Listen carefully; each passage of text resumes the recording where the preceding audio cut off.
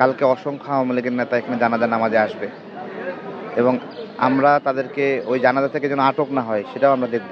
যারা শোক জানিয়েছে এই বিষয়টাকে আমার কাছে পজিটিভলি মনে হয়, ইতিবাচকভাবে আমি দেখতে চাই। জন্ম মৃত্যু এইসব বিষয়ে মানুষ এক কাতারে চলে আসে। কালকে অসংখ্য আওয়ামী লীগের নেতা এখানে জানাজা নামাজে আসবে এবং আমরা তাদেরকে ওই জানাজা থেকে যেন আটক না হয় সেটাও আমরা দেখব, নাকি? জি জি ঠিক আছে, আপনারা আসবেন, সমস্যা নাই। আমি এটাকে পজিটিভলি দেখছি এটা। হ্যাঁ, রাজনৈতিক এবং হ্যাঁ, কালকে সবাই মানে একত্রিত হবে, সকল দলে মানুষ আসবে, আমি বিশ্বাস করি। দল মত নির্বিশেষে সবাই আসবে, আমরা আশা করি সবাই আসবে। বাংলাদেশের অভিভাবক এবং এটা ফিল করছে। তার প্রতি কি আচরণ হয়েছে সেটা আমরা জানি।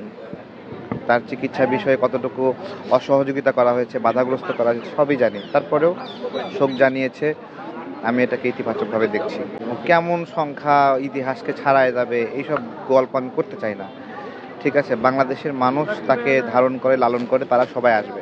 সবাই আসবে ভাই, এটাতে কেউ আটকায় রাখতে পারবে না, সবাই আসবে। এখান থেকে কেউ কোনো হয়রানির শিকার হবে না, কারণ আমি ভুয়া স্লোগান হবে না, যেটা কয়েকদিন আগে হয়েছে না?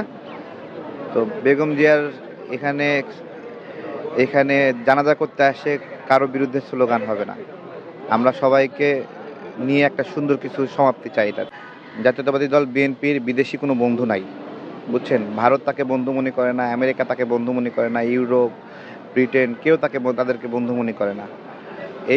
এই কারণেই তো 17 বছর ক্ষমতার বাহিরে। তো তো এখন আবার শুরু হয়েছে বিএনপি ঠেকাও। এখনও তাদের বিদেশি বন্ধু নাই। যারা বিএনপি ঠেকাও বলে তারা কখনো তুরস্কের হেল্প নিতে চায়, হ্যাঁ, ভারতের হেল্প নিতে চায়, আমেরিকার হেল্প নিতে চায়। সব জোট বাঁধছে, জোট বাঁধুক, সমস্যা নাই। ঠিক আছে, এটা পিছনে অনেক ঘেউ ঘেউ করবে।